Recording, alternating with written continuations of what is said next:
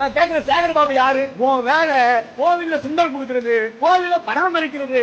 அதுல வர பணத்தை எப்படி மக்களுக்கு பயன்படுத்துறது போவேன். உள்ளாட்சிக்குள்ள தலையிட வேண்டிய வேலை தேர்தல் வேலை. அவருதான் உள்ளாட்சிக்கான மந்திரி. நீ எதுக்கு வர? அவர் என்ன பேச்சு பேசுறாரு? யாரு நீ ஏன் கேட்கிற? பத்திரிகை கேட்காம யாரு ரோட்ல போன கேட்பா. இவங்க எங்க போராடுறாங்க? இங்க போராடாம என்னன்னா சேலம் மாநிலத்துல போராடுவா, இல்ல கேரள மாநிலத்துல போராடுவா. கோடி கோடியா கொள்ளையடிக்கிற அமைச்சர்களுக்கு மாசம் 1 லட்சத்துக்கு மேல சம்பளம் கொடுக்கலாம். இந்த சமூகத்தை சுத்தம் செய்யக்கூடிய, சாலையை சுத்தம் செய்யக்கூடிய, நகரத்தை சுத்தம் செய்யக்கூடிய ஒரு சுகாதாரமான வாழ்க்கையை உறுதிப்படுத்துவதற்காக எத்தனை மணிக்கு எந்திருப்போம் தெரியுமா? ஒரே ஒரு நாள் சேகர் பாபு அவன மாதிரி வேலை செய்ய சொல்லுவாங்களா?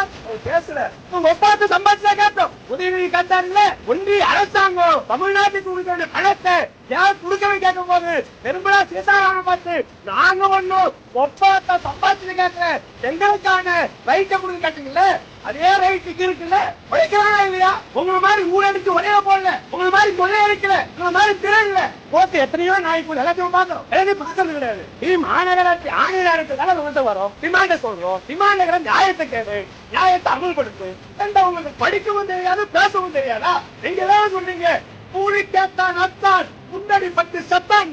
உங்க ஒன்ன சொன்னா அது தொழிலாளி, நாங்க சொன்னா முதலாளியா? இல்லாதவனும் சொல்லும். இங்க வண்டினா ஐசோஸ் வரும், அங்க ஒரு மணிகுண்டு வரும், பார்த்துது கை பார்த்துது. ஆனா இது போக வேண்டிய அப்படியே வந்தினா இந்த தண்ணிக்கு செலவு இருக்கும், அது பீச்சில் இருக்கும், அது பார்த்து பண்ணி போக வேண்டிய இடம். இப்படியாங்கன்னா சென்னையை சுற்றி ஒரு மேப் போட்டு காமிப்பான்.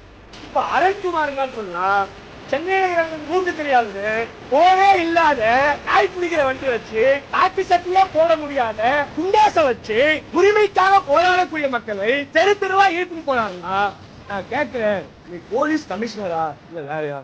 இந்த மாதிரி மக்கள் பாதிக்கப்படக்கூடிய அடிப்படை பிரச்சனைகள்ல அறவேக்காடு சேகர் பாபு மாதிரி ஆளலாம் தயவு செய்து அது கொஞ்சம் மனிதாபிமானம் இருக்கு, அரசியல் நாகரிகம் இருக்கு, நல்ல அமைச்சர் அமைச்சு சம்பந்தப்பட்ட துறை அமைச்சர் அமைச்சு அவர்களோடு நியாயமாக சமமாக அமர வைத்து மரியாதையாக பேச்சுவார்த்தை நடத்தி இது சொந்த சுயமரியாதையோடு அணுக வேண்டும் என்று கேட்டுக்கொண்டு இந்த போராட்டத்தை நடத்த வேண்டிய கட்டாயம் ஏன் வந்தது?